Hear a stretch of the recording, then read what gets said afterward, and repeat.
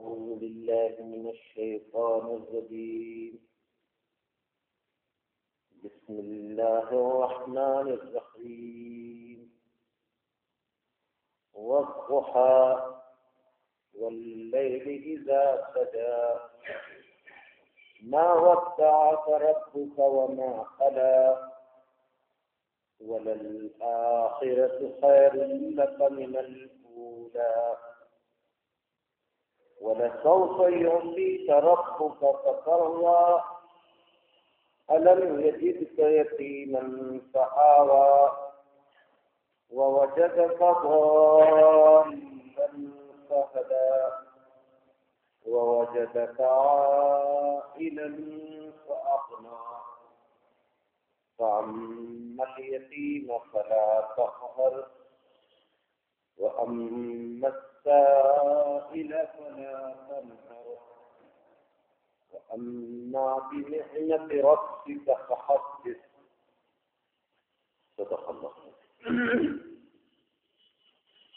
Gerakan tersebut dan ini मैंने आप सबके सामने इस वक्त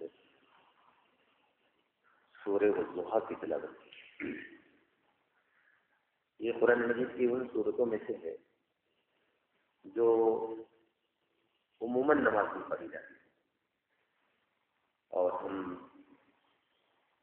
इसकी तिलावत को नमाज में सुन रहे हैं। अभी हमारे भाई ने आपके सामने नमाज और इसकी अहमियत और रसूल अक़दस सल्लल्लाहु अलैहि वसल्लम के नफूस की पैरवी में नमाज की अदायगी इस पर गुफ्तगू मुफीद फरमा रहे थे। ये सूरह जो मैंने आपके सामने पढ़ी है, इस सूरह में अल्लाह ताला ने रसूलुल्लाह सल्लल्लाहु अलैहि वसल्लम को सीधे सीधे रखा, यानी एड्रेस किया गया है सीधे सीधे रसूल।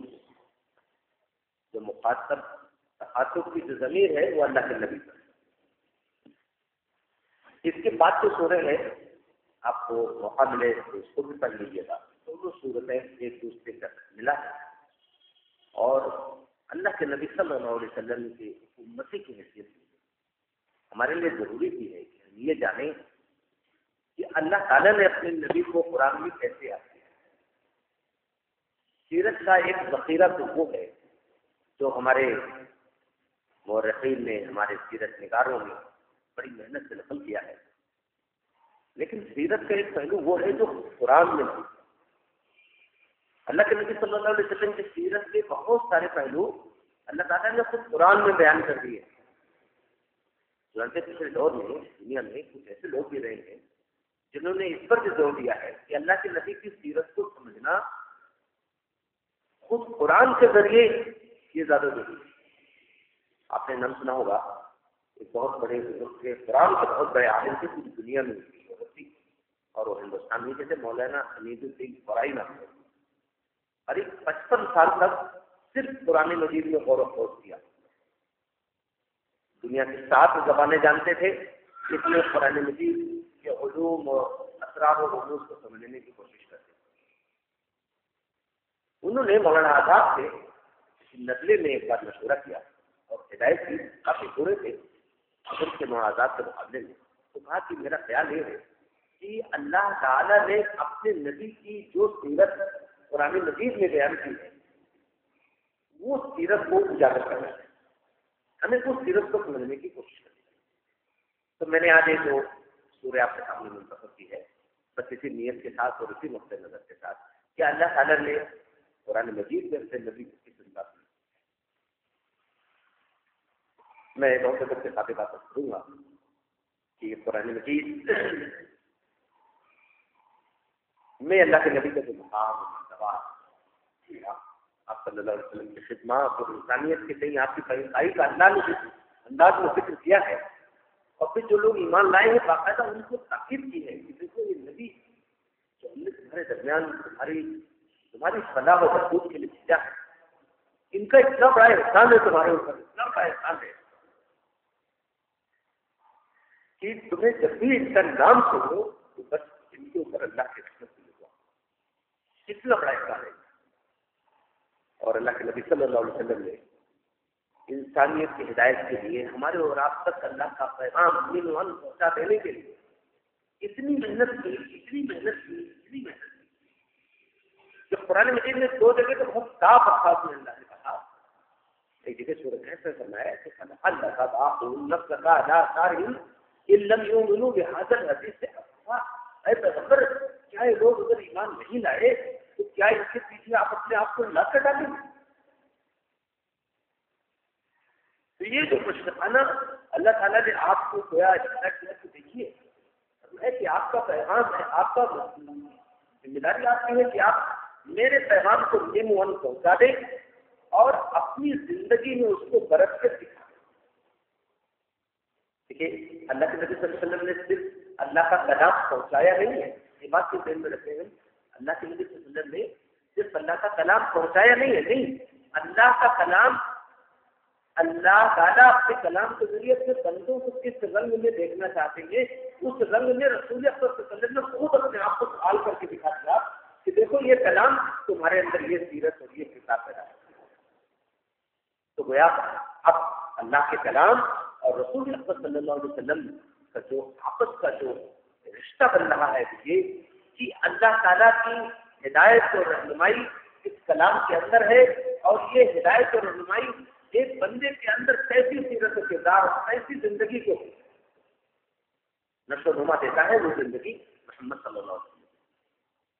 اسی لیے میں آپ کا کروں اپنا میرا جو ویژن ہے یہ ہے کہ ایک آدمی عربی زبان جانتا ہے، ایک آدمی قرآن مجید کو ترجمہ بھی سمجھ لیتا ہے، پڑھ لیتا ہے، لیکن اگر اسے اللہ کے نبی صلی اللہ علیہ وسلم کی سیرت مبارکہ کا علم نہیں ہے انداز میں تو قرآن کو صحیح انداز میں نہیں سمجھتا۔ اس لیے کہ یہ قرآن جس سے اترا اور اس قرآن کو جس نے اپنی زندگی میں بالکل چلتا پھرتا کر کے دنیا کے سامنے نمونہ پیش کیا، اور جس کے بارے میں صرف اتنی نہیں کہ یہ کوئی امیجن ہے، یہ کوئی امیجنری چیز نہیں ہے، بلکہ اللہ تعالیٰ نے فرمایا کہ لقد كان لكم في رسول الله اسوة حسنة بلا شبہ۔ اب تمہارے لیے زندگی کے جملہ معاملات میں نمونہ اور آئیڈیا رسول اللہ کے لیے۔ تو قرآن مجید سے ایک اللہ تعالیٰ نے سفر میں بلکہ اللہ نے فرمایا صبغۃ اللہ ومن احسن من اللہ صبغہ، دیکھو لوگوں اللہ کا رنگ اختیار کرو، اور اللہ کے رنگ سے بہتر کس کا رنگ ہے؟ اور وہ اللہ کا رنگ جس کو اختیار کرنے کی ہمیں تلقین کی جا رہی ہے، حکم دیا جا رہا ہے، وہ اللہ کا رنگ اختیار کرنے کے لیے ہم کس کو دیکھیں گے؟ یہ ہمارے بھائی نے حدیث آپ کے سامنے پیش کی ہے کہ اللہ کے نبی صلی اللہ علیہ وسلم نے فرمایا صلو کما رأیتمونی اصلی، نماز پڑھو جیسے تم اس کو نماز پڑھتے ہوئے دیکھتے ہو۔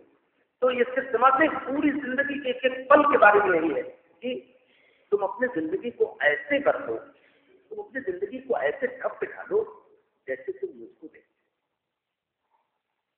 میں آپ سے کہوں کہ اگر انسان کو یہ اللہ کے نبی جیسے اسلام کے بارے میں آپ سنتے ہیں، اسلام مکمل نظام حیات ہے، تو سونے کا ضابطہ، جاگنے کا ضابطہ، عبادت کا ضابطہ، سیاست کا ضابطہ، عدالت کا ضابطہ، دوستی کا ضابطہ، دشمنی کا ضابطہ، جنگ اور جدال اور ساری چیزوں کا ضابطہ جب اسلام کے اندر ہے تبھی تو وہ مکمل نظام حیات ہے۔ اگر اسلام کے اندر صرف جنگ کا ضابطہ ہوتا، عبادت کا ضابطہ نہ ہوتا تو کیسے مکمل نظام ہوتا؟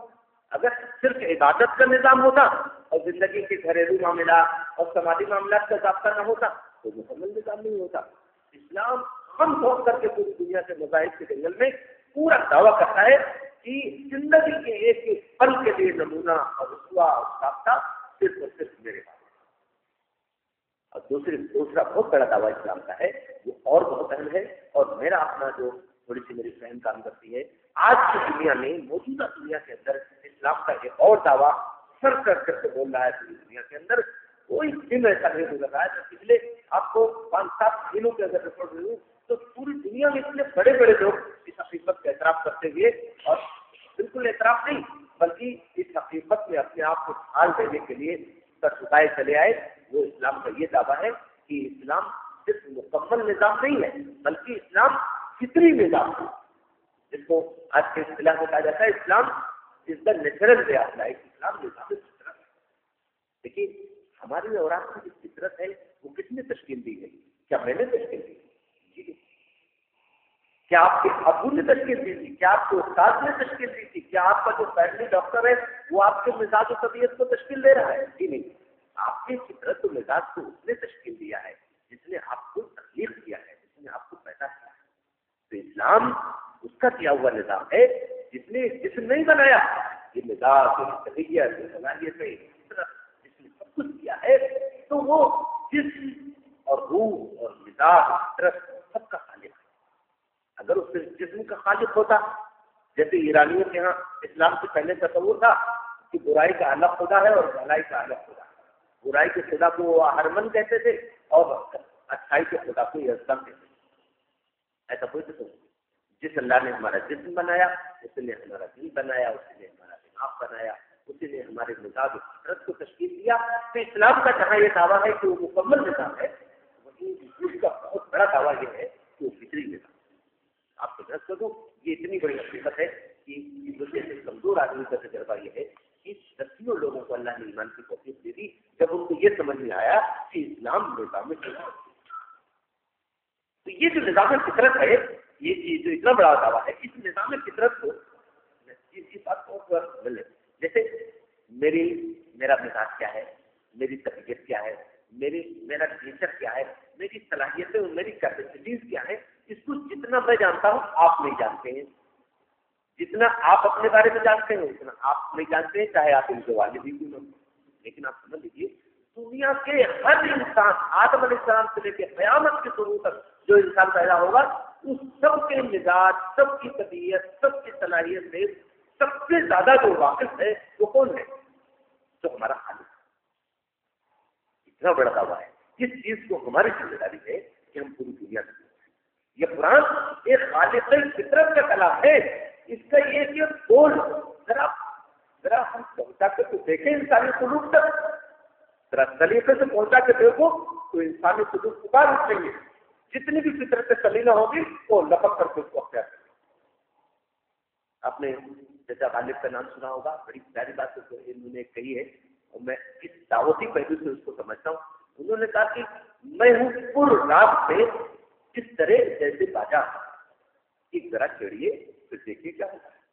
یہ انسان کے سلوک احساسات سے اور سمجھ بوجھ سے اور طلب سے کھیلنے انسان کے سلوک بس ذرا چھیڑنے کی ضرورت ہے. اور یہ چھیڑنے کا کام رسول اللہ صلی اللہ علیہ وسلم نے حاصل کیا. اب آپ رسول اکرم صلی اللہ علیہ وسلم کے بعد اس امت کے علماء اور اس امت کے باشعور لوگوں کی ذمہ داری ہے کہ انسانی سلوک کو چھیڑنے کی یہ دخل کریں. تو یہ جو میں نے آپ کے سامنے یہ ٹکڑا پڑھا ہے، آپ اس کو دیکھیے کہ اللہ تعالیٰ نے اپنے نبی کو کیسا کچھ دکھانے اور بتانے کی کوشش کی ہے. یہ اللہ رب العالمین کا کلام ہے. سورہ نازل ہوئی ہے مکے کے اندر، اور اس سورہ کے اندر ایک ایسی آیت ہے کہ حدیث میں آتا ہے کہ صحابہ اس کو پڑھتے تھے تو خوشی سے ایک دم سرشار ہو جاتے، ایک دوسرے کو یہ تقریر پیش کرنے لگتے تھے. میں وہ آیت درمیان میں آتی ہے پڑھ رہا ہوں انشاءاللہ، پڑھ چکا ہوں. یہ سورہ نازل ہوئی تو آپ مکے میں تھے اور ابتدائی زمانہ چل رہا تھا. ابھی جلدی وحی نازل نہیں ہو رہی تھی. اب دیکھیں یہ بھی ہے اللہ کے نبی صلی اللہ علیہ وسلم پر جب پہلی بار وہی نازل ہوئی سورہ علق کے پاس آئے تھے تو دوسری وہی نازل ہونے میں بعض لوگ کہتے ہیں 1 سال لگ گیا، یا بعض لوگ کہتے ہیں کم سے کم 10 مہینہ لگے. اتنا لمبا انٹرول ہوا. تو اللہ کے نبی صلی اللہ علیہ وسلم کے بارے میں حدیث میں آتا ہے کہ آپ کبھی کبھی کہیں چلے جاتے ہیں، انتہائی فکر مند، انتہائی الجھن محسوس کرتے کہ کیا میرے رب نے مجھے چھوڑ دیا، کیا کہیں میری کسی کمزوری کی وجہ سے میرا رب مجھ سے ناراض تو نہیں. آپ کے اندر خود فکر مندی پیدا ہو جاتی. پھر آپ ظاہر انسانیت کی فلاح و بہبود اور ہدایت کے لیے مبعوث کیے گئے تھے تو آپ سوچتے کہ نہیں ان حالات میں کیا کروں، ان حالات میں کیا کروں، اب مجھے کون سا کام کرنا ہے. تو اس کو سوچ کے اللہ کے نبی فکر مند ہو. لیکن یہ انٹرول کون کر رہا تھا؟ یہ انٹرول کون مینٹین کر رہا تھا؟ وہ جس نے محمد صلی اللہ علیہ وسلم کو اپنا نبی بنایا تھا اور جس نے ان کو اپنا کلام اتارا تھا. یہ انٹرول کوئی اتفاقی بات نہیں تھی، یہ خالق کائنات کا متعین کر رہے ہیں. اسی لیے اللہ کے نبی صلی اللہ علیہ وسلم کو یہاں بتایا جا رہا ہے کہ نبی گھبرائیے نہیں، یہ جو وقفہ ہو رہا ہے یہ کسی ناراضگی کا سبب نہیں ہے. دراصل آپ اپنی صلاحیت اور قوت برداشت کو جتنا جانتے ہیں اس سے زیادہ میں جانتا ہوں آپ کو. مجھے معلوم ہے کہ آپ میرے کلام کا کتنا تحمل کر سکتے ہیں، کتنی جلدی جلدی تحمل کر پائے گا، یہ مجھے معلوم ہے. اور ایسا اللہ تعالیٰ نے اپنے احسانات کو نبی کو بتایا ہے. جب دنیا کے سب سے عظیم انسان کو یہ باتیں بتائی جا سکتی تو ہوا اور سمجھ کی کیا ہوتا ہے. میں سمجھ رہا ہوں کہ یہ اس پہلو سے آپ دیکھیں. اور ایک پہلو اور تھا اس پورے کے نازل ہونے کے بعد کہ جو مخالفین تھے مکے کے، وہ انہوں نے تو جیسے بس ہر چیز میں بس اس بات کو طے کر رکھا تھا، چاہے بات معقول کریں گے محمد صلی اللہ علیہ وسلم یا کسی ہمارے مزاج کے خلاف کریں گے، مخالفت حرام میں کرنی ہے. چنانچہ حدیث میں باقاعدہ ہے کہ ابو لہب کی بیوی کے بارے میں کہ جب زیادہ وقفہ ہو جاتا اس کو معلوم ہوتا کہ ابھی اتنے دنوں سے کوئی بات نہیں کہہ رہے ہیں، تو کبھی کبھی آ کے صحابہ سے کہتی، حضرت ابوبکر رضی اللہ عنہ سے کبھی اس نے کہا، کبھی کسی سے کہ لگتا ایسا ہے، نوز باللہ اس کے الفاظ بڑے سخت ہوتے تھے، کہتے تھے کہ لگتا ایسا ہے کہ محمد کے شیطان نے اسے چھوڑ دیا ہے. تو اللہ کے نبی صلی اللہ علیہ وسلم کو جہاں اپنے اندرون میں وہ اضطراب اور انسانیت کی فلاح اور بہبود کے لیے دیتے ہی ایک طرف کام کر رہی ہوتی تھی، دوسری طرف یہ جو دشمن تھے، یہ جو مشرکین تھے، ان کے دل چھیدنے والے بول بھی آپ کو ظاہر ہے کہ آپ انسانی قلب رکھتے تھے، آپ کو اس سے بھی تکلیف ہوتی. ایسے میں اللہ تعالیٰ نے یہ ضرور ہے. اور سورے کے شروع میں اللہ تعالیٰ نے دو اپنی نشانیوں کا ذکر کیا. لیکن قرآن مجید ہے قیامت تک اس کے اسلوب اور اس کے انداز بیان اور اس کے انفارمیشن اور اس کے پریڈکشن تک کوئی انسان، بڑے سے بڑا انسان نقطہ نہیں رکھ سکتا ہے کہ کہیں گے یہاں یہ نہیں ہے ہونا چاہیے. ایک طرف مایوسی، ایک طرف مخالفت، اور دوسری طرف اسی آیت کے اندر ایک اور بات کی، ہم آپ کو خوش کرتے ہیں. اللہ کے نبی صلی اللہ علیہ وسلم کو دو نشانیاں بتائی اور ظاہر ہے آپ کو بتائی جا رہی ہیں کہ قیامت تک کے ہر آدمی کے لیے سامنے وہ نشانیاں ہیں. اور وہ دو نشانیاں ایسی ہیں کہ جن کے بارے میں کوئی انسان سوچ بھی نہیں سکتا ہے کہ کوئی انسان اس کو انجام دے سکتا ہے. دنیا کتنی بھی ترقی کر لے، یہ دو اللہ کی جو نشانیاں ہیں، اللہ تعالیٰ نے ان نشانیوں سے قسم کھائی. اور یہ بات کو سمجھ لیں کہ قرآن مجید میں دو طرح کی نشانیاں بیان کی. قرآن مجید میں جب اللہ تعالیٰ نے اپنی نشانیاں بیان کی ہیں تو دو طرح. ایک نشانی انسان کے اندر آیات انفس ہوتے ہیں، یعنی انسان کے اپنے اندر وجود طاقت ہے. اللہ تعالیٰ وہاں فرما رہے تو دل انسان معاف کرا، برباد ہو جائے انسان کس چیز کا انکار کر رہا ہے. ارے ذرا غور تو کرو، دیکھو تو صحیح، نہیں یہ شہید خلقہ، ہم نے اسے کس چیز سے پیدا کیا ہے؟ نطفے کے کچلتے ہوئے بھوک سے ہم نے اسے پیدا کیا. خلقہ فقدرہ، اس کو پیدا کیا، پھر اس کی تقدیر مقرر کر دی، یہ عمر، یہ صلاحیت، یہ ٹیلنٹ سب متعین کر دیا. ثم السبیل یسرا، یہ آیت تو ایسی ہے ثم السبیل یسرا کہ ہمارے یہاں پولیٹیکل اس میں ایک ٹرم بولا جاتا ہے، یہ لائف سائیکل. پوری لائف سائیکل انسان کی بیان ہو رہی ہے. نطفے سے پیدا ہوا جی، اس کے بعد اس کی تقدیر مقرر کی. ثم السبیل یسرا، اس نے زندگی کے راستے آسان کر دیے. ماں کے پیٹ میں پرورش ہو رہی ہے، باہر آ رہا ہے تو ایک اندرونی ایک پریشر کے نتیجے میں باہر آ جاتا ہے، اور اس کے بعد آنے سے پہلے ہی ماں کے سینے میں اس کی غذا کا خزانہ وجود میں آ جاتا ہے. ثم السبیل یسرا، تو ہم نے اس نے زندگی کے راستے آسان کیے. ماں کے اندر انتہا درجے محبت پیدا کر دی، اور باپ کے اندر انتہا درجے خبر گیری اور کفالت کی صلاحیت اور جذبہ پیدا کر دیا. اللہ کے نبی صلی اللہ علیہ وسلم نے اس چیز کو، جو اللہ کی ربوبیت کی شان ہے، اس کو بہت اچھی غریب انداز میں فرمایا کہ ایک موقع پر ایک صحابی آئے نوجوان تھے، یہاں میرے کئی نوجوان عزیز بیٹھے ہیں سب لوگ، ذرا اس بات کو سمجھنے کی ضرورت ہے ہم کہاں ہیں اور نبی کا مزاج اور نبی کو اسوا. صحابی آئے کہنے لگے کہ یا رسول اللہ، آج کل میری ماں بہت بد مزاج ہوتی ہے. کل کا دن جو ہمارا گزرا تو اس میں آپ کو میں کر رہا ہوں قریب 3-4 گھنٹے بہت بیل لوگوں کے ساتھ اسی کی بات کرتے رہی سہارنپور میں کہ ماں اور باپ کا حق کیا ہے، اس کے حدود کیا ہے. تو صحابی آئے کہنے لگے کہ اللہ کے رسول میری ماں آج کل بہت بدمزاج ہو گئی ہے، تو آپ ان کو کچھ نصیحت کریں. تو اللہ کے نتیجے اب آپ دیکھیں کہ بس اس بات کو بہت ذمہ داری کے ساتھ سمجھیے کہ ہمارے اور آپ جیسے لوگ نہیں تھے. ہمارے آپ کے درمیان بڑے سے بڑا کوئی اللہ میں جمع اور سیرے طریقت ہو جائے تو ہم ایک صحابی کی پیروں کی بھول نہیں ہوگی. یہ بہت صاف بات ہے.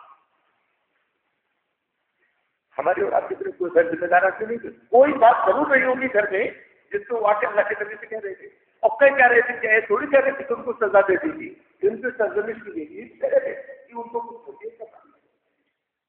لیکن اللہ کے پیغمبر نے ذرا برابر لوگ میں بھی ان کے ساتھ آپ نے فرمایا بالکل چھوٹے، جیسے انہوں نے کہا کہ رسول اللہ میری امی آج کل بہت بدمزاج ہو گئی ہیں، آپ ان کو نصیحت فرما دیجیے.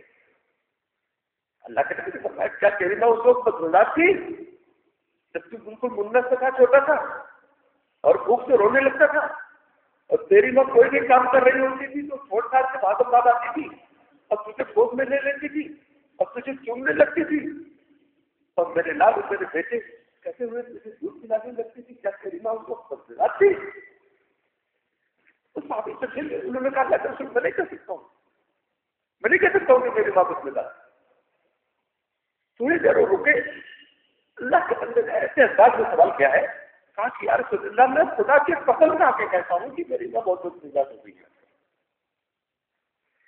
اس اسلوب سے آپ اچھی طرح اندازہ کر سکتے ہیں کہ کچھ نہ کچھ گھر میں پرابلم تھی.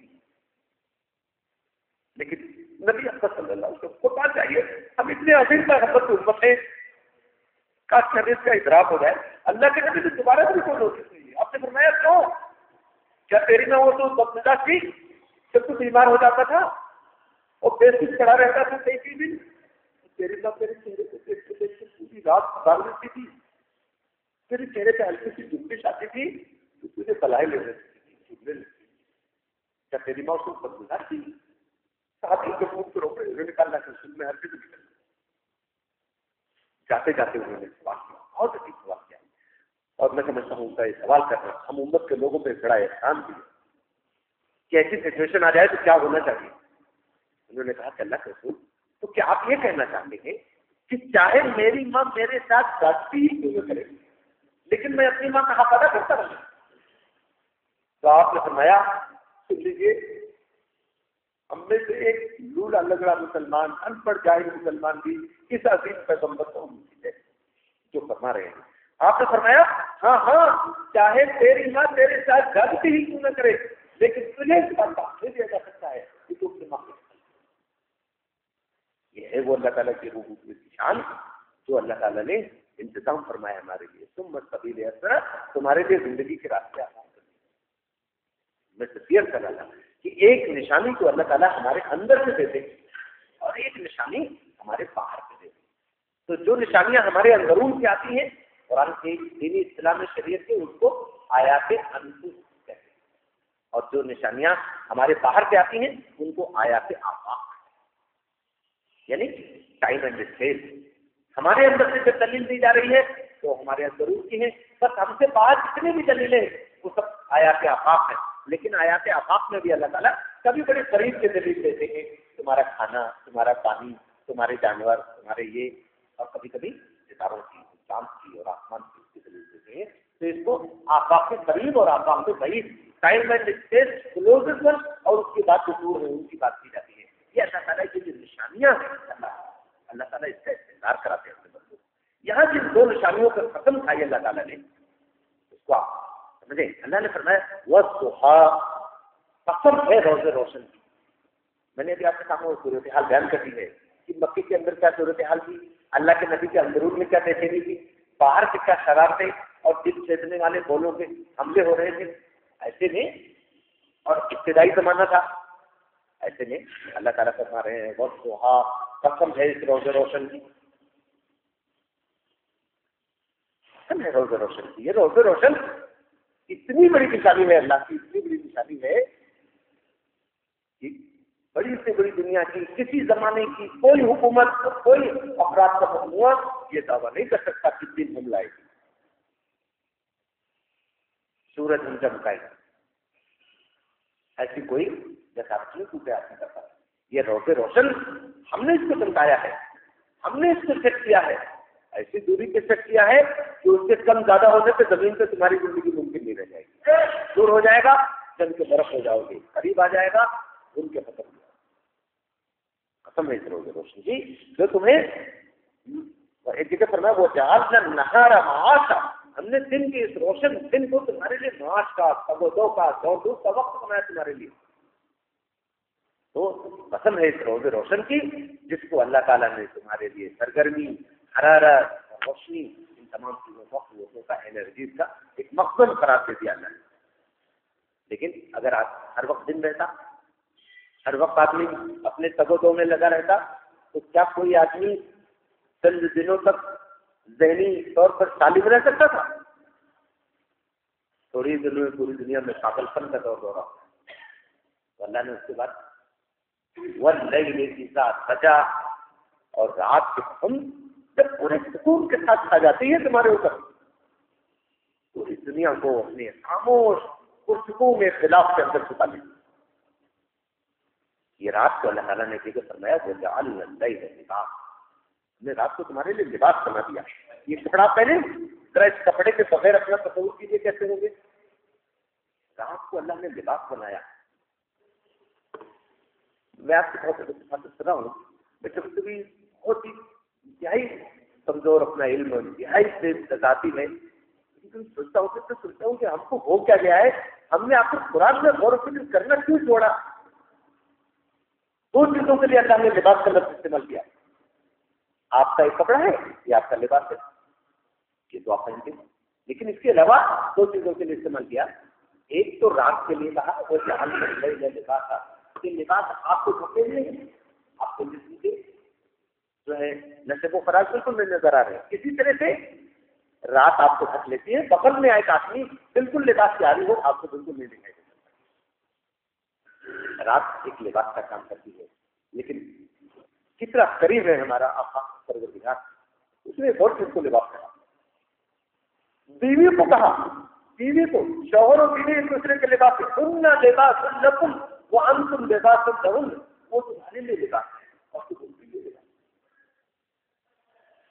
یہ جو لباس ہے سکون کا, ایک دوسرے کے لیے رحمت کا, ایک دوسرے کے لیے رحمت کا, ایک دوسرے کی مزاج طبیعت کا اتنا زیادہ شناشا ہو جانے کا, اور ایک دوسرے کے لیے سہارا بننے کا. یہ لباس نہ ہو تو معاف کیجیے, دنیا میں شاید اتقیات کی فہرست مختصر ہو جائے گی. متقی لوگوں اور صالح بندوں ان کی فہرست شاید انتہائی مختصر ہو جائے. آدمی متقی نہیں رہتا. تو یہ بیوی کو لباس ہے, بیوی کے لیے شوہر کو لباس کہہ دیا. یعنی گویا اگر یہ لباس اتر جائے تو تمہاری اصل حقیقت جو نہیں نظر آنی چاہیے, تمہارے جسم اور زندگی کی وہ باتیں جو نہیں باہر آنی چاہیے, وہ سب کھل جائیں گی. تم اپنا گھر کافی نہیں رکھ پاؤ.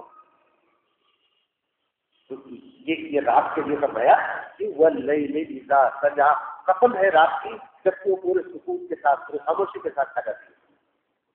آپ نے نام سنا ہوگا اور تفسیر رکھی رہتی ہے ہمارے مفتی محمد شفیع صاحب رحمۃ اللہ علیہ کی. اس میں انہوں نے رات کے بارے میں بہت تفصیل کے ساتھ لکھا ہے کہ رات کو اللہ نے اتنا سکون کا ذریعہ بنایا کہ اگر رات کی کچھ بھی اس کا جز دن کا باقی رہتا تو آدمی رات کو بھی نہیں سو پاتا. مان لیجیے ٹھیک ہے آپ سو جائے, اندھیرا بھی ہو جائے, لیکن جانور جاگتے رہتے, چلتے پھرتے رہتے, تو کیا انسان خاموشی کے ساتھ سو سکتا ہے؟ سب چیزوں کو اللہ تعالیٰ چلا دے. تو دو نشانیوں سے قسم کھائی اللہ نے, ایسی نشانیاں کہ جن کے بارے میں کوئی شبہ ہی نہیں ہو سکتا ہے کہ اللہ کے علاوہ کوئی اس کو انجام نہیں دے سکتا. دو نشانیوں کے اللہ نے قسم کھائی. اور ظاہر ہے نہ سورج اللہ سے بڑا ہے, نہ چاند اللہ سے بڑا ہے, نہ دن اللہ سے بڑا ہے, نہ رات اللہ سے بڑی ہے. تو اللہ نے قسم کیوں کھائی تھی؟ ایک سوال ہے, اللہ نے کیوں قسم کھایا؟ اس میں لیجیے اللہ تعالیٰ قسم کھاتے ہیں جو اللہ کے اوپر کوئی چیز نہیں ہے. ہمارے اور آپ کا انسانوں کا مزاج ہے, ہم ایسی چیز کے قسم کھاتے ہیں کہ جو ہم سے برتر یا ہم سے اونچی, ہم سے برکت والی. اللہ تعالیٰ کی ساری چیزیں رکھتی ہے, اللہ کے نبی, اللہ کے مخلوق سب. لیکن اللہ تعالیٰ دراصل یہ سب اللہ ہی کی تخلیق ہے. اللہ تعالیٰ ایسی چیزوں کے پسند کھاتے ہیں کہ جن کی حقانیت کے سامنے دوسرے لوگ اس کے پاس کوئی جواب نہیں. مشرکین مکہ ہے, اللہ کے نبی کے پر نازل ہونے والے کلام کا بھی جملہ رہے ہیں، سب کچھ ہو رہا ہے، لیکن اللہ تعالیٰ فرما رہے ہیں دیکھو والضحیٰ، قسم ہے روز روشن کی جس کے بغیر تمہاری زندگی کو کوئی تصور نہیں، اور قسم ہے اس رات کی جو پرسکون ہو کر کے چھا جاتی ہے تمہیں اپنی ڈھانپ لیتی ہے، اس کی قسم گویا اس کے بغیر بھی تمہاری زندگی ممکن نہیں۔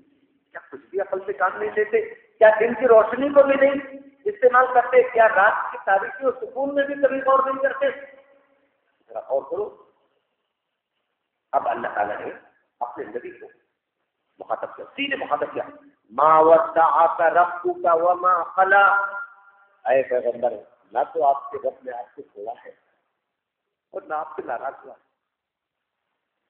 ایک ہی جملے میں وہ جو مسلسل الجھن کا ایک بوجھ تھا سب رفع ہو گیا۔ ما ودعک ربک، نہ تو آپ کے رب نے آپ کو چھوڑ رکھا ہے، وما قلی، نہ تو آپ سے ناراض ہوا ہے۔ یہ جو کچھ آپ وقفہ دیکھ رہے ہیں، وہی کے نزول میں ایک لمبا انٹرول دیکھ رہے ہیں، یہ سب اس کی حکمت خاص ہے۔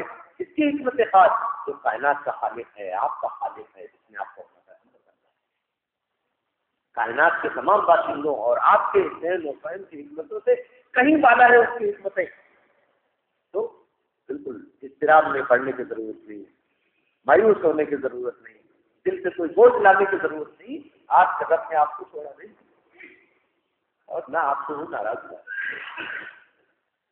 اب اللہ کے نبی کو ایسی تسلی کا سامان دیا ہے، پوری صورت مبارکہ آپ کے دل کی داشت میں آ جائے گی۔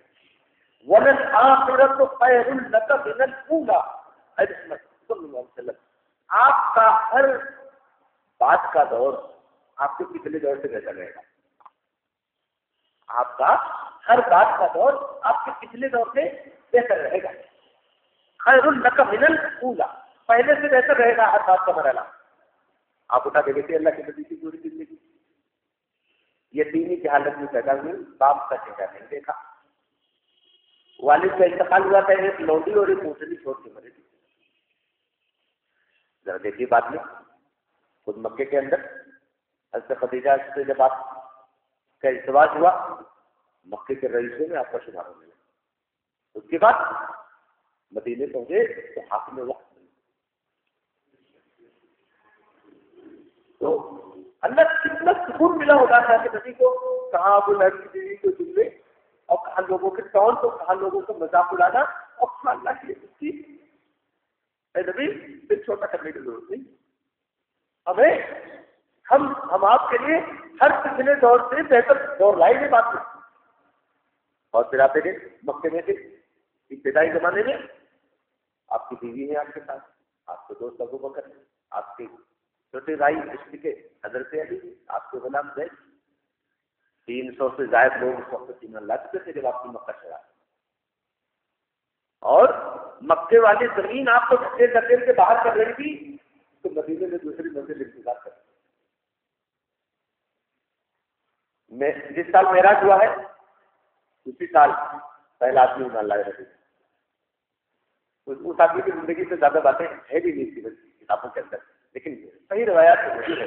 اکیلے وہ آئے تھے حج کے زمانے میں، اللہ کے نبی سے ملے، لوگ اچھا یہ تو بالکل یہودی لوگ کہتے ہیں کہ ایک نبی آنے والے ہیں، یہ تو بالکل وہی لگ رہے ہیں۔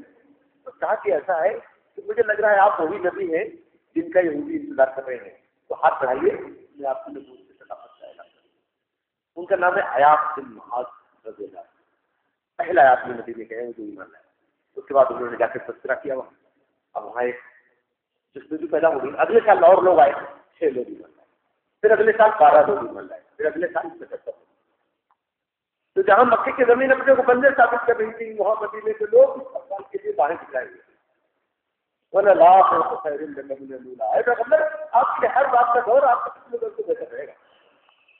مدینے میں آئے ہیں، شروع میں جب آپ آئے ہیں تو چند لوگ مدینے میں تھے، 200 250 300 لوگ زیادہ، لیکن کیا ہوا، ایک وقت وہ آیا کہ بڑی بے بسی کی حالت میں آپ کو بڑی چاہتوں کے باوجود مکے کو آپ اتنا چاہتے تھے کہ ہجرت کر رہے ہیں، اور مکے کو دیکھتے ہوئے فرماتے ہیں اللہ کے نبی صلی اللہ علیہ وسلم، حدیث کی کتابوں میں جملہ نقل ہے کہ اے شہر مکہ تو مجھے دنیا میں سارے شہروں سے عزیز ہے، لیکن میں کیا کروں تیرے لوگ مجھے رہنے نہیں دیتے۔ کہاں یہ کیفیت تھی اور کہاں وہ کیفیت پھر آئی. آخر کو خیر اللہ کا بنے لوں گا، آپ کے لیے ہر بات کا رہنا آپ کے پتلی میں رہنے سے بہتر رہے گا. 8 سال گزرے تھے، اتنی شان کے ساتھ رسول اللہ صلی اللہ علیہ وسلم میں داخل ہوئے، آپ نہیں تھے کسی کو کہ آپ کو روکنے کے لیے کہاں داخل ہو، آپ نہیں تھے کسی کے اندر. اور ایک وقت وہ تھا کہ آپ صلی اللہ علیہ وسلم کو افراد کا چھوٹا سا مجموعہ تھا، چند 100 لوگ تھے. بدر کی لڑائی میں 13 لوگ ہوئے تو زیادہ 500 لوگ کو ایمان والے رہے ہوں گے.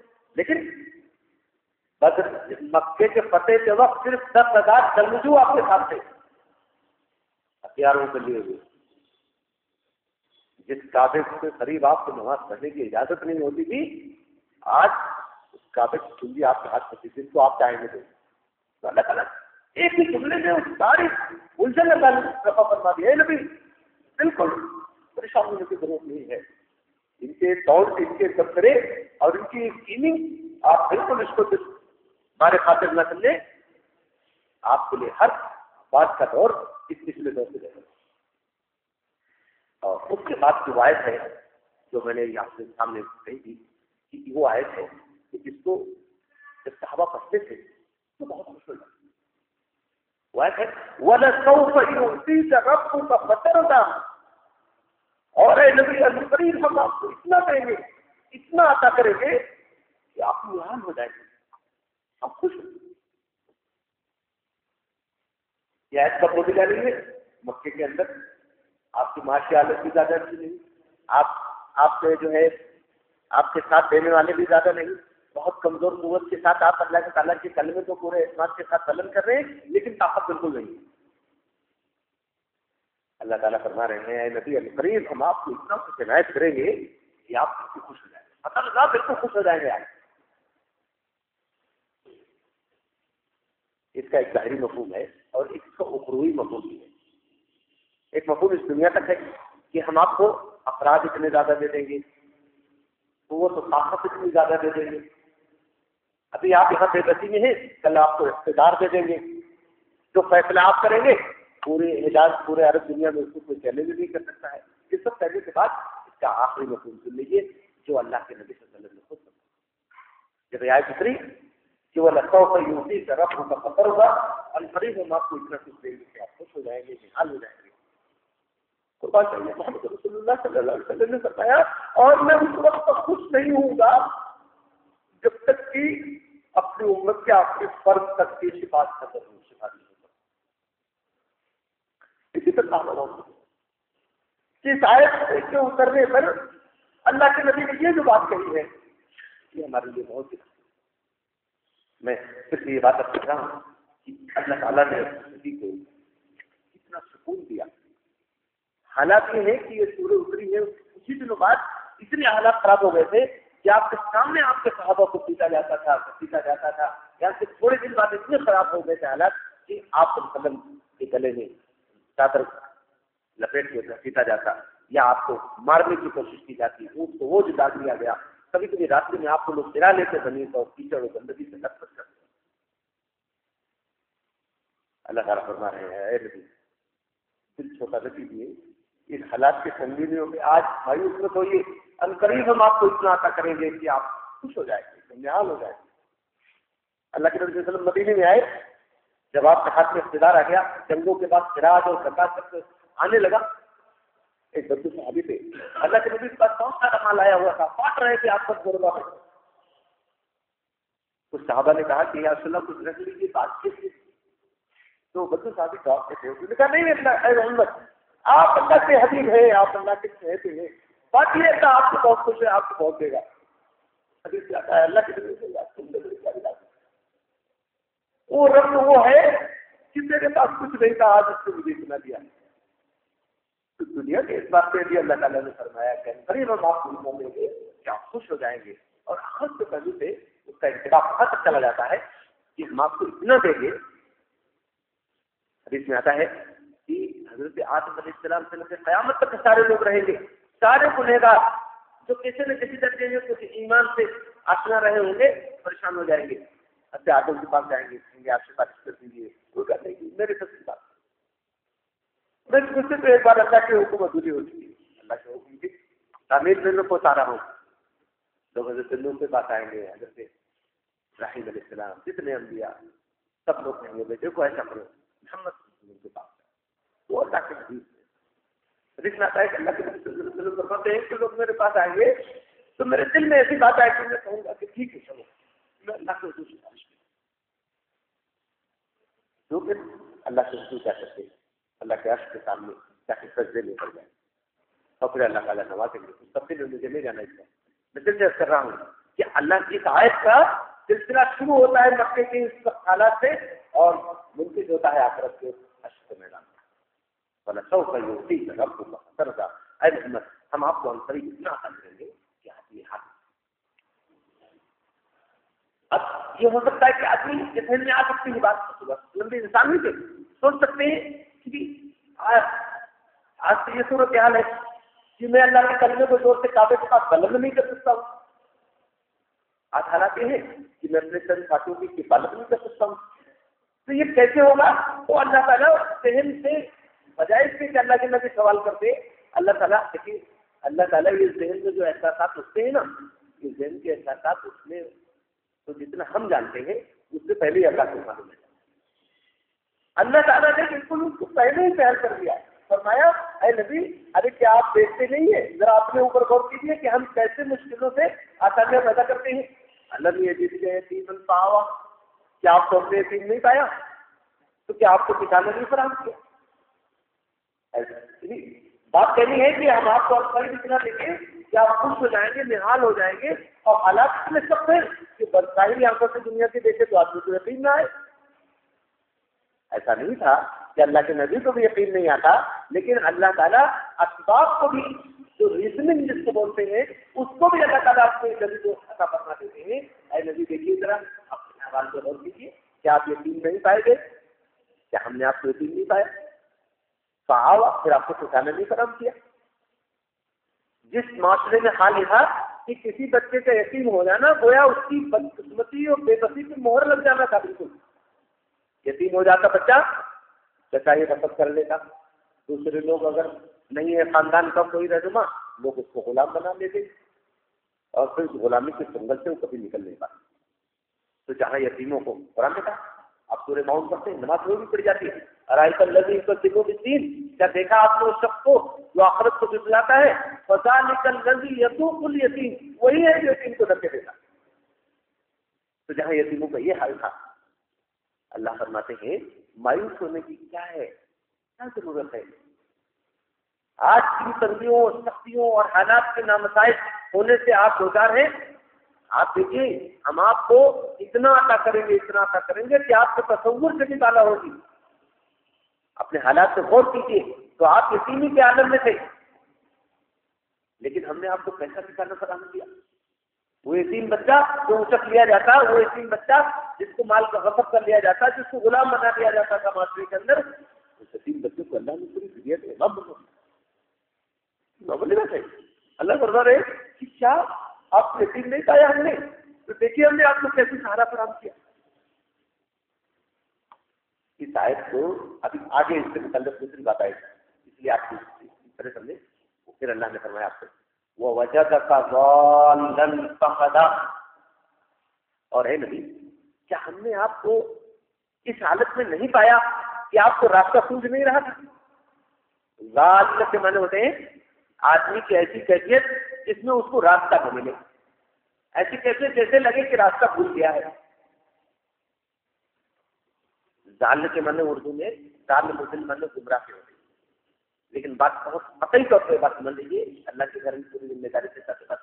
اللہ کے نبی حضرت محمد صلی اللہ علیہ وسلم پر اس اردو زبان کے ترجمے کا اطلاق نہیں ہو سکتا, اس لیے کہ رسول اکرم صلی اللہ علیہ وسلم ان معنوں میں کبھی بھی گمراہ نہیں تھے. نبوت سے پہلے بھی آپ نے کسی خود کی پرستش نہیں کی, کسی توہم کے شکار نہیں ہوئے, آپ کسی کی طرف غلط نگاہ نہیں ڈالی, کبھی جھوٹ نہیں بولے, کبھی کی بےایمانی نہیں کی, کوئی خیانت نہیں کی. جی نبوت سے پہلے کے حالات ہیں نقل کہ عبداللہ کا بیٹا محمد کو کنواری لڑکیوں سے زیادہ شرمندہ.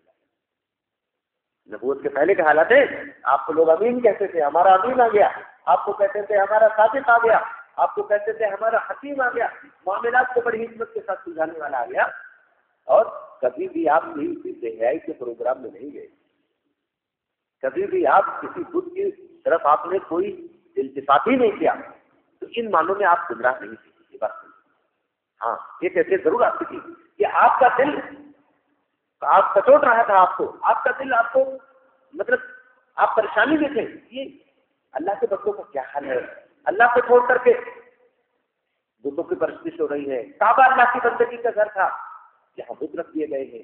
کیسے حالات بدلے، کیسے لوگوں کو اللہ کی طرف لایا جائے، کیا ہو، کیسے لوگوں کی اصلاح ہو، یہ آپ کو بالکل نہیں معلوم. آپ یہی بات ہے. اللہ تعالیٰ فرما رہے ہیں اے نبی آپ کو راستہ بالکل نہیں سوچ رہا تھا، کیسے حالات کو درست کیا جائے. فہدا ہم نے آپ کو رکھا وہ وجدک ضالا، اے نبی آپ کو راستہ بالکل سوچ نہیں رہا تھا، آپ کو بالکل نہیں واضح ہو رہا تھا کہ کیسے ہدایت اور رہنمائی ہو. فہدا ہم نے آپ کو ہدایت دی رہنمائی. لیکن اس لفظ کو ایک اور اس کے اندر ایک فراغت جو اس کو ضالہ عربی میں اس پیڑ کو کہتے ہیں جو بہت دور تک صحرا ہو، ریگستان ہو، اس میں ایک ہرا بھرا خوبصورت کا درخت ہو، اس کو ضالہ.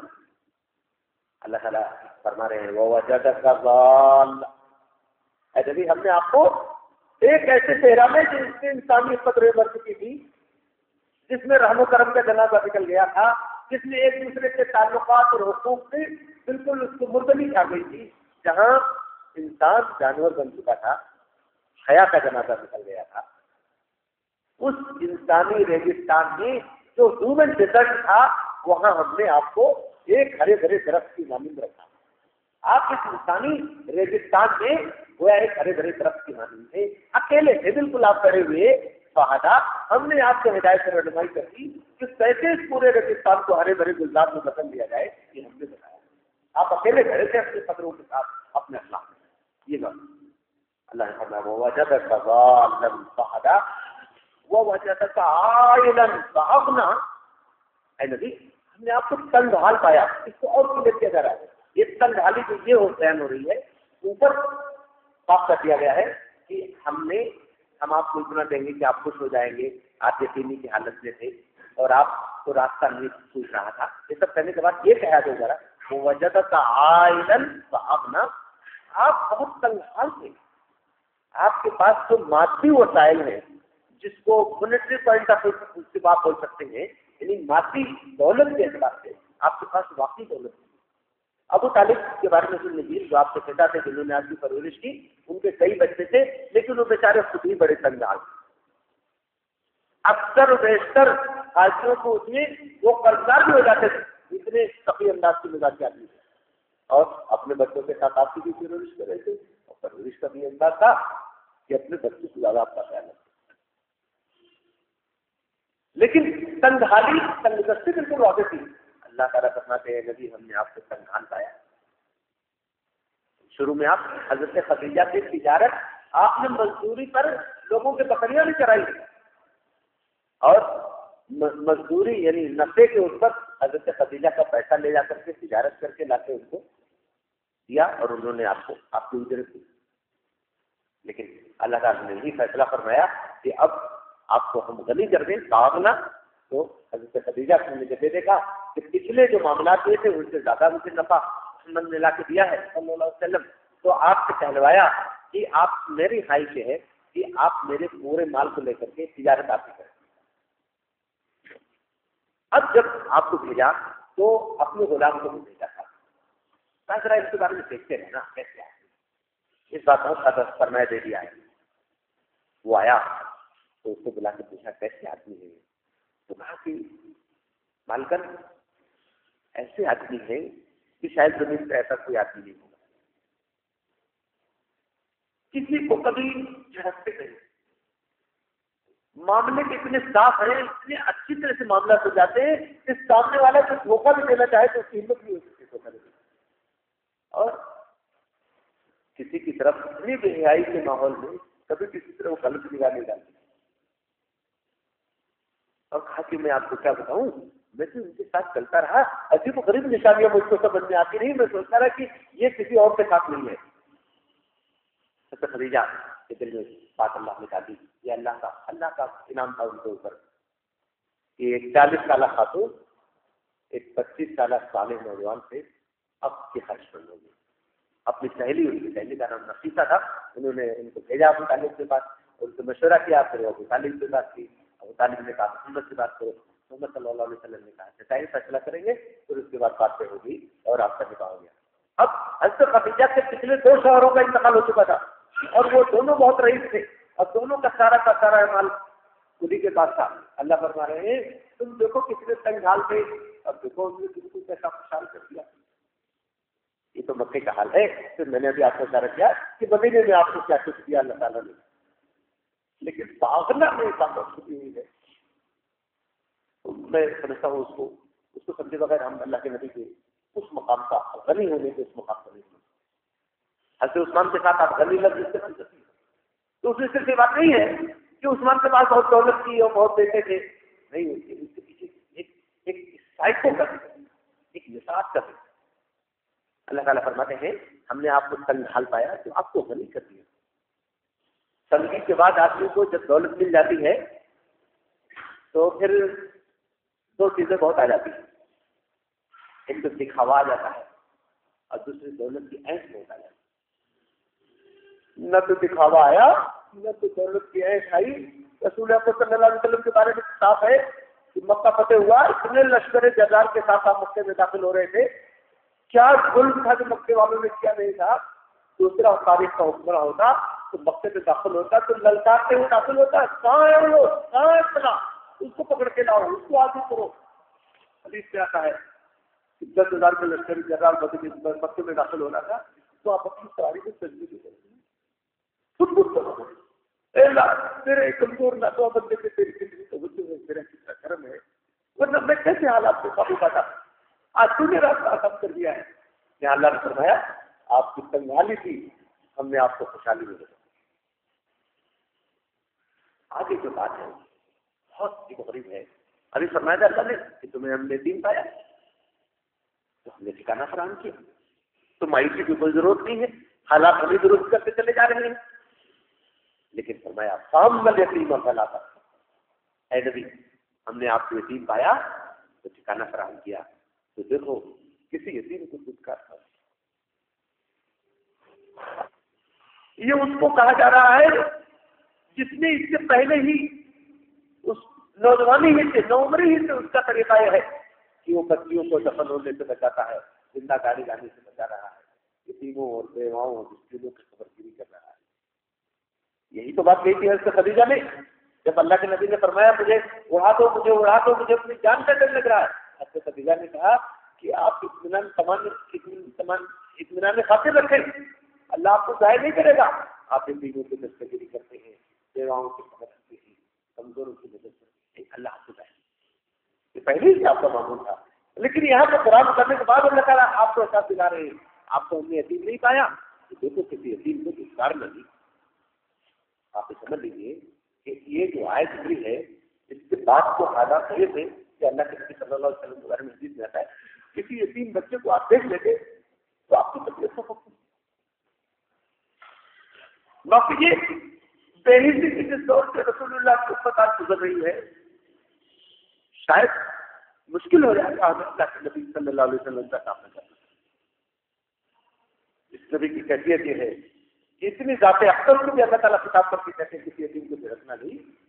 نبی کی امت کا بہت اللہ کے نبی صلی اللہ علیہ وسلم کے بارے میں آتا ہے.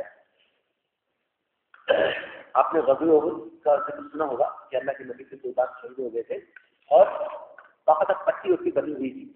70 صحابہ شہید ہو گئے تھے اور 100 لوگ سے زیادہ زخمی ہو گئے. مدینے واپسی ہو رہی تھی، آپ سے سگے پتا حضرت حمزہ شہید ہو گئے تھے. ان کی شہادت کا انتہائی غم تھا آپ کو. آپ کے پتا بھی تھے اور ایک لوٹی سے دودھ کیا تھا انہوں نے، ان سے اللہ کے نبی نے دودھ کیا تھا تو آپ کو دودھ شریک تھی اور انتہائی محبت کرتے تھے آپ سے. حضرت حمزہ شہید ہو گئے تھے، ان کا پورا جسم کاٹ کے ٹکڑے ٹکڑے کر دیا. بہت صدمہ تھا. لوٹ رہے تھے. حضرت حمزہ کی ایک بیٹی تھی، ان کا نام بھی فاطمہ تھا. ان کو معلوم نہیں تھا کہ میرے ابو کا کیا ہوا، تو راستے میں کھڑی ہو کر کے انتظار کر رہی تھی اپنے ابو کا. حضرت ابوبکر کی سواری آگے چل رہی تھی، پیچھے اللہ کے نبی کی سواری آ رہی تھی. حضرت ابوبکر سے اس بچی نے پوچھا ابوبکر میرے ابو کہاں ہیں؟ تو حضرت ابوبکر بڑے وقت بات کی بڑے وقت کی بات کی، جیسے اس کو دیکھا فوراً کا یاد آ گیا اس کو، اور جب پوچھا اس نے ایسی سواری کو آگے بڑھا دیا تو پیچھے اللہ کے رسول اللہ آگے چلے گئے. بچے کے انتظار میں کیا جاتے تیزی سے بڑھ سکتے سواری کے پاس پہنچ گئی. اللہ کے نبی کی سواری کا لگام پکڑ لیا. اللہ میں پورے اطمینان کے ساتھ عبادت کر رہا ہوں کہ جو جواب اللہ کے نبی نے دیا ہے اس سے بہتر جواب انسانی تاریخ میں نہیں ہے. آپ نے بچے کو اٹھا لیا اور سواری کو دکھاتے ہوئے اپنے ساتھ کہا فاطمہ آج سے محمد ہی تمہارے پاس ہے.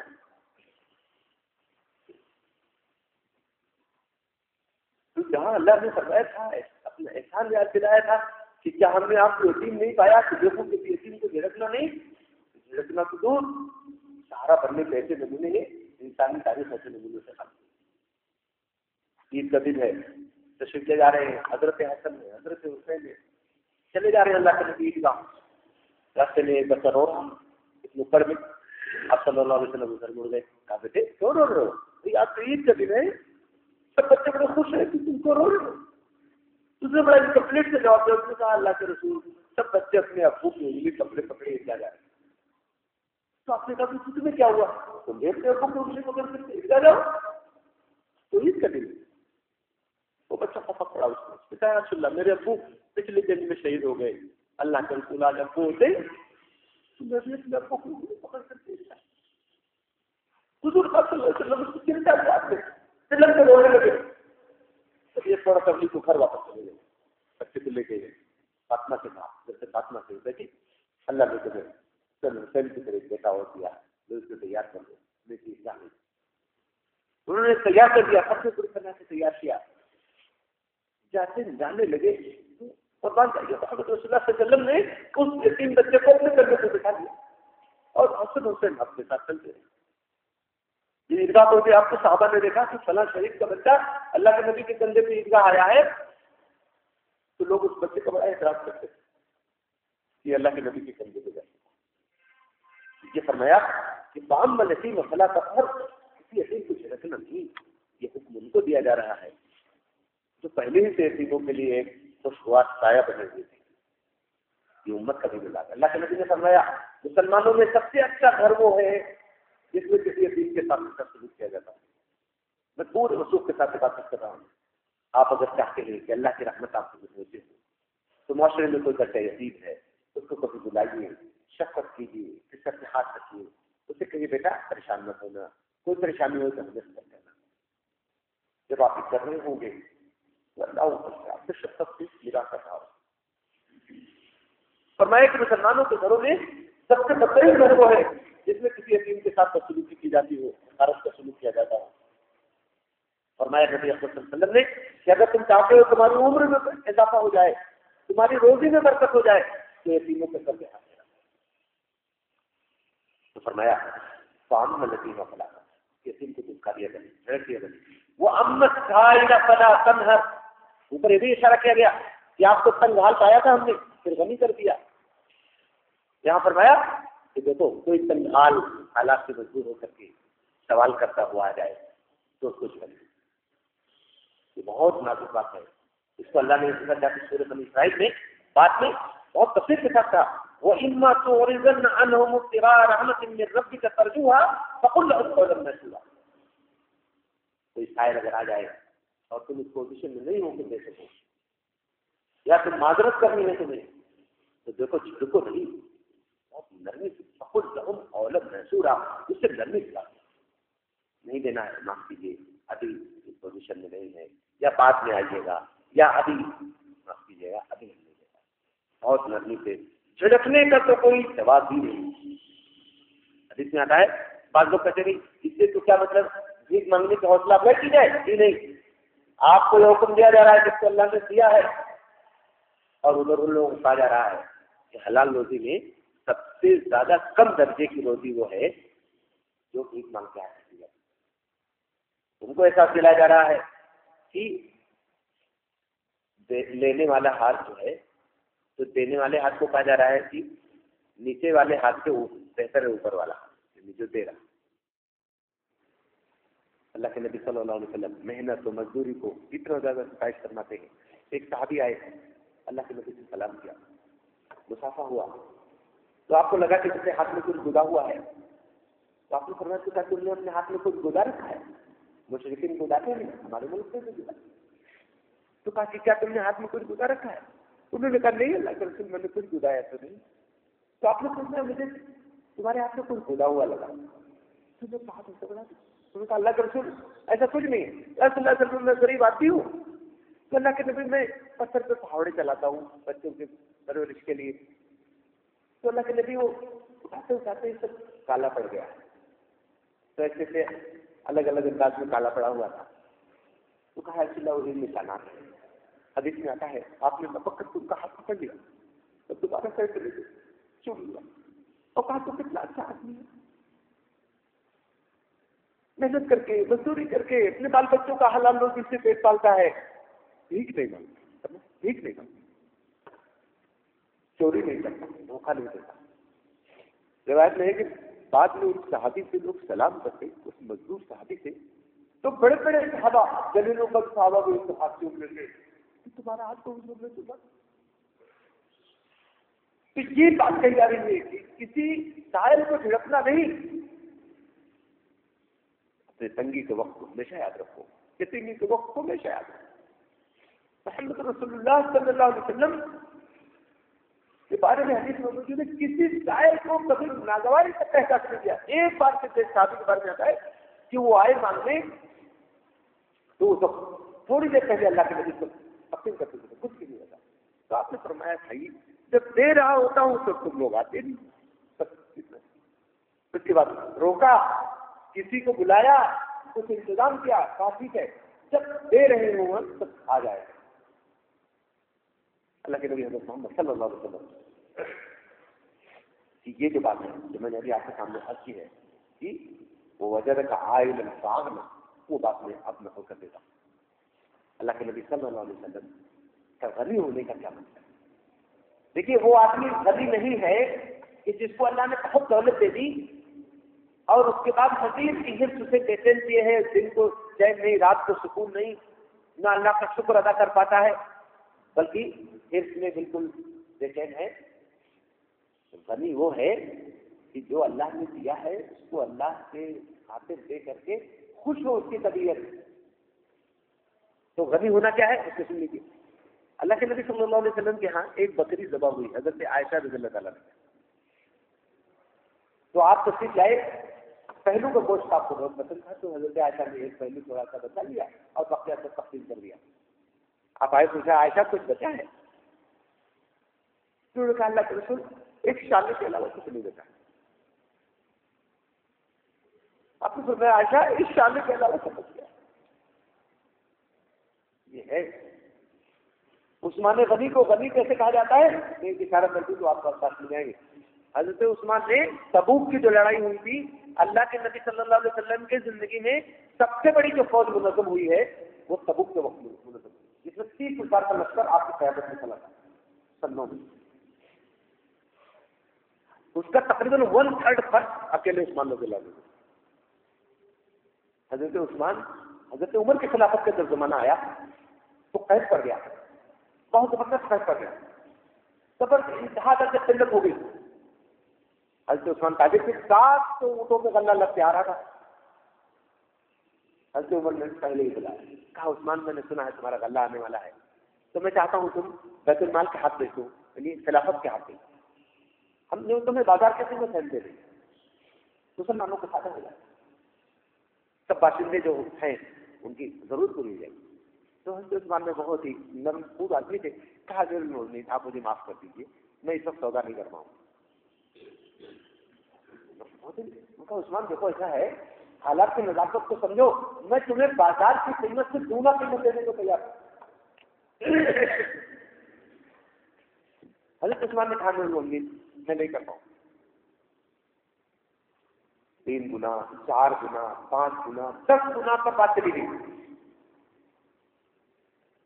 تو حضرت عثمان کہا کرتا ہے کہ امیر المومنین آپ بار بار نہ پریشان کریں، میں لے لیتا ہوں گا، میرا کھاتا ہوں.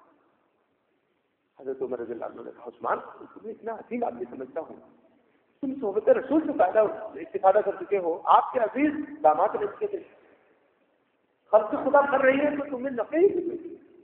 کہا آپ رسول کی سمجھ لیں، میں آپ کی سودا کر نہیں پاؤں گا. چلے گئے. بیچ میں حضرت عثمان کا قافلہ ہے تو 700 اونٹ شہر میں داخل نہیں ہو سکتے تھے اس طرح، تو کئی مطلب ایک آدھ یہ دور ہی اس کو ٹھہرا دیا گیا. اور مدینے میں حضرت عثمان کو اللہ نے بہت دیا تھا، سردیوں کے موقع تھے. ایک ایک گھر میں جا کر کے لوگوں نے بتایا کہ غلے کی ضرورت ہو تو یہاں سے فلاں جگہ پر چلے جاؤ، اتنی دور جانا پڑے گا، وہاں غلہ آیا ہوا ہے، اپنے ضرورت کا غلہ لے لیجیے. سب لوگ چلے بھی گئے اور آ بھی گئے. تو اس کی زیادہ خبر نہیں ہو پائی حضرت عمر رضی اللہ عنہ کو. آپ نے سمجھا کہیں کہ اللہ لگ رہے ہیں. عثمان رضی اللہ عنہ رات کے کسی وقت پھر مل گئے نماز میں. کہا عثمان کیا ہوا، کیا صبح ملے؟ کہا ہاں میرا سودا ہو گیا، مال بک گیا. کہا کیسے بکا؟ کہا جو آپ دے رہے تھے اس کا 100 بولنے پر تو سبقوں میں اس میں خلافت سے خلیفہ سے زیادہ کون سے دے سکتا تھا، تو دنیا میں تو نہیں دے سکتا. تو کہا کہ کس نے دیا؟ کہا اس کا وعدہ ہے اور وہ اپنے وعدے کا بڑا سمٹ کر خود کرو.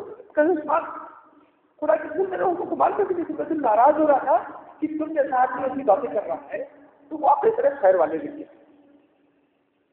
اس پر یہ بات جس سے کہا گیا عثمان غبی ایسے نہیں کہا جا رہا.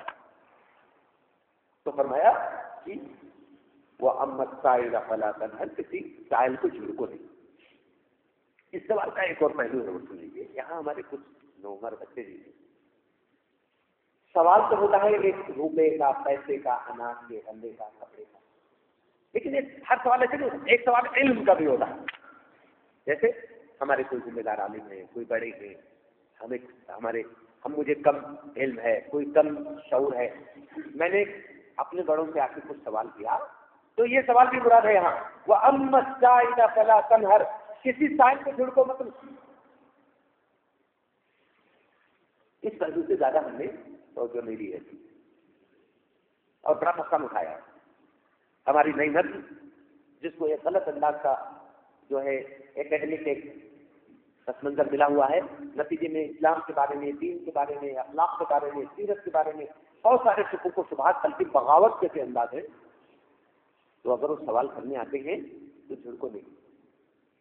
اور سن لیجیے اور بھی بات، مجھے افسوس ہے کہ تو کرسی میں بیٹھ کے بات کر رہا ہوں، ہم جیسے لوگ اس کے لائق نہیں ہیں. لیکن اگر کوئی سوال کر رہا ہے اور نہیں معلوم ہے تو غلط جواب دینے کی مت کوشش کرو. اپنی علمیت کا دھاک بٹھانے کے چکر میں مت رہو. جیسے کسی سائل کو دانا اور غلہ مانگ رہا ہے تو زہر نہیں دے سکتے ہو، ایسے کسی علمی سائل کو غلط جواب دے کر کے اس کو گمراہ مت کرو. نہیں معلوم ہے تو کہہ دو مجھے نہیں معلوم. یا کوئی موضوع افراد موجود ہیں، آپ غلہ صاحب سے رابطہ کیجیے، انشاءاللہ وہاں جواب مل جائے گا. یہ ہے طریقہ کا. وہ امت سائل فلا تنہر، کسی سائل کو جھڑکو. میں آپ کو واقعہ سنا. امام مالک رحمۃ اللہ علیہ کا نام سنا ہوگا آپ نے. امام مالک کے بارے میں آتا ہے کہ کسی دوسرے صوبے سے ایک شخص مدینے آیا. امام مالک امام میں وہ ایسے امام ہے کہ تقریباً 30 سال تک اسی ممبر سے خطبہ دیا ہے جس ممبر سے رسول اللہ صلی اللہ علیہ وسلم نے خطبہ دیا. ایسے آدمی ہے وہ. لیکن یہ ہے کئی دوسرے صوبے سے ایک آدمی کچھ سوالات سے اس کو لے کے آیا اور یہ ہوا کہ امام صاحب کے پاس سوالات کچھ آئے ہیں، آج اس کا جواب دیں گے. مسجد سے ہزاروں لوگ جمع ہو گئے. اس آدمی نے اپنا سوال اچھا قسم مجمع بیٹھا ہوا تھا، سوال کرتا حضرت یہ سوال. حضرت امام اس سے کہتے لا ادری، میں نہیں جانتا. دوسرا سوال کیا، اتنے ہزاروں لوگوں کے بیچ میں اتنا بڑا امام، اتنا بڑا محدث جس نے حدیث کی سب سے پہلی کتاب کمپائل کیا. دوسرا سوال لا ادری. 54 سوال لے کے آیا تھا، صرف 17 سوال کا جواب دیا اور بقیہ سوالوں کے بارے میں کہا لا ادری، میں نہیں جانتا. کسی سائنس کی جس کو نہیں نہ غلط رہنمائی کرو. میں آپ کو برٹش میڈیم کی بات بتا دوں. ابھی قرآن کے بہت بڑے مفسر بہت اللہ والے انتہائی روحانی قسم کے آدمی تھے. مجھے ان سے کچھ تھوڑا سا استفادے کا موقع ملا. پٹنہ میں رہتے تھے, انتقال ہو گیا. میں نے ایسے لوگ اپنے اس مختصر عمر میں بہت کم دیکھے ہیں جو فنا فلّہ کا درجہ رکھتے تھے. انہوں نے دیکھا کہ ان کی نوعمری کا زمانہ تھا. پٹنہ میں برٹش پیریڈ میں ایک انگلش میڈیم اسکول, ہر جگہ ایسے اسکول قائم کیے تھے انگریزوں نے. تو اس میں ایک لڑکا مسلمان پڑھ رہا تھا. اب اس کو اچھے خاصے کنفیوژن ہو گئے اسلام کے بارے میں. تو وہ ایک عالم دین کے پاس آیا. اس نے کہا کہ حضرت یہ کیا ہے اسلام, یہ کیا ہے, یہ کیا ہے, آپ بتائیے ذرا, اس کو سمجھائیے. امام صاحب بول رہا تھا, ارے تو بہت دوگلا ہے, ارے ایسی باتیں کرتا ہے, اتنی جہالت کی. اتنا کہتا اس کو. تو اس نے یہ سمجھا کہ شاید اسلام میں عقل و فہم کے زاویے سے کوئی چیز سمجھنا یہ ممکن نہیں. تو واپس چلا گیا چرچ میں گیا. وہاں تو وہاں چرچ کے پادری سے پوچھا کچھ سوال. تو بڑا خوش ہوا, اسلام کے خلاف ہی سوال ہو رہا تھا. اس نے اس کو سمجھایا اور کہا کہ دھیرے دھیرے آپ کو سب سمجھائیں گے, ایک ہی وقت میں زیادہ چیز نہ سکتی. اس کو سمجھایا, کچھ دن رکھا اپنے پاس. اس کا باپ آیا, اس کی ماں آئی, اس کے بھائی آئے, اس کی بہنیں 2-3 تھیں وہ آئیں, سب عیسائی ہو گئے. اور اس کے بعد اس کو مبلغ بنایا عیسائیت کا. 2300 لوگوں کے ارتداد کا اور مرتد ہونے کا ذریعہ. خود یہ قرآن ہے. وَأَمَّا السَّائِلَ فَلَا تَنْهَرْ, نہ تو مادی معاملے میں کوئی سائل آئے تو اس کو جھڑکو, اور نہ تو اکیڈمک اور نالج کے پوائنٹ آف ویو سے کوئی آئے تو اس کو بھی جھڑکو نہیں, طریقے سے دعا. وَأَمَّا بِنِعْمَةِ رَبِّكَ فَحَدِّثْ, اوپر کتنی نعمتوں نے اللہ نے ذکر فرمایا, اپنے نبی کو مخاطب کر کے کہا. اور نبی کے بعد آج ہم سب اس دائرے سے سوچنے کے پابند ہیں. اللہ تعالیٰ تو اپنے نبی کو فرمایا وَأَمَّا بِنِعْمَةِ رَبِّكَ فَحَدِّثْ, تمہارے رب نے جو کچھ بھی تمہارے اوپر انعام کیا ہے اس کا ذکر کرنا, اس کو یاد کرنا. اللہ کے انعامات کو یاد کرنے کی 2 شکل ہے, اس کے ذکر کی 2 شکل ہے. ایک ہی انعامات پر اللہ کا شکر ادا کیا جائے, اور دوسرے کی ان انعامات سے جو لوگ محروم ہیں ان تک کو پہنچایا جائے. بعض مفسرین نے یہ بھی کہا ہے کہ اللہ تعالیٰ نے اگر تمہیں نعمت دی ہے تو اس نعمت کا کچھ اظہار ہونا چاہیے. ایک صحابی آپ کے پاس آئے, اللہ نے اس کو بہت نوازا تھا, تو بہت ایسے فتح حال تھے. تو کہا کہ کیا بھائی تم کو تو اللہ تعالیٰ نے بہت کھیتی والی بھی ہے, بہت تجارت ہے, تو تمہارے اوپر کچھ اظہار ہونا چاہیے. اس لیے ہمارے بعض علماء نے اس آیت کی تفسیر میں لکھا ہے اگر اللہ نے آپ کو نوازا ہے کسی پہلو سے تو ذرا آپ اتنا لوگوں میں محسوس بھی ہو, فخر و غرور تکبر کے لیے نہیں, انفارمیشن کے لیے کہ ہاں بھائی کوئی پریشانی ہوگی تو آ سکے وہ آپ کے پاس سوال کر سکے.